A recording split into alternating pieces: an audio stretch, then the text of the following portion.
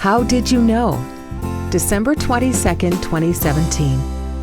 Most of my Facebook family know that I have a number of families that I help, as much as I am able. Sometimes I feel what I do is inadequate, as I don't have the funds available to help all those who genuinely need a hand up. Then, every Christmas, without fail, I get some private messages offering to help. I am humbled to think that people trust me to distribute the funds to those in need it most. Interestingly, the offer of assistance is usually accompanied by a short note that asks me to keep their names confidential, which I respect.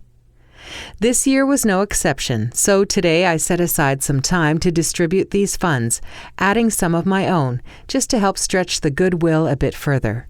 It was all going quite well, as I received many smiles and hugs at each stop. As I was driving from one home, heading toward the next one, a feeling of urgency came over me, so I changed my flight plan and stopped in to see Christine Hartman. We had both lost Amber Werner, a mutual friend, this past week, and I was going to give her a hug. When I was asked to come in, I exchanged pleasantries with her husband at the door and was invited in. I started to explain that I stopped in on short notice. I explained that I wanted to give them a couple of gift certificates. While we were talking, my friend came into the room and said, "How did you know?" Christine started to explain that they had just received very sad news 2 days ago. Her niece was going south across the border to spend some time with her fiancé over the Christmas holiday. She was driving somewhere around Trail, BC after the heavy snowfall. Her fiancé cautioned her to be very careful, but she felt it would be okay as long as she took her time and was careful.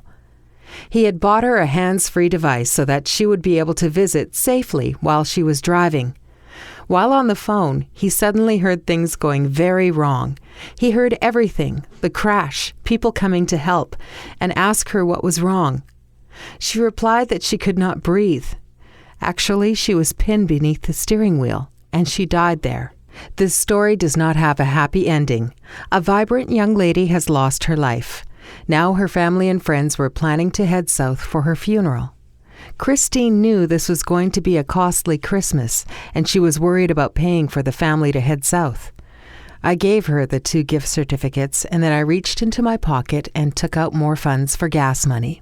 I did not know that my friend was grieving, but I believe that my guardian angel guided me to her place to provide comfort at a time of deep sorrow and to provide financial help.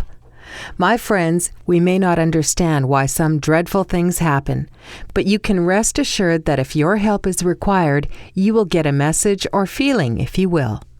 Please do not ignore that feeling. I would like to also say, count your blessings every day. You may not have as much money as you need or want. You may not be able to travel like some of your friends. You may not have a cupboard or fridge as full of food as you would like. Your home may not be as fancy as that of your neighbors. But I can assure you, all of that is of little consequence when someone close to you dies. Also, don't be afraid to visit a friend who has lost a loved one. You don't have to be an eloquent speaker to comfort your friend. You simply have to show that you care. Be prepared to listen and provide comforting hugs.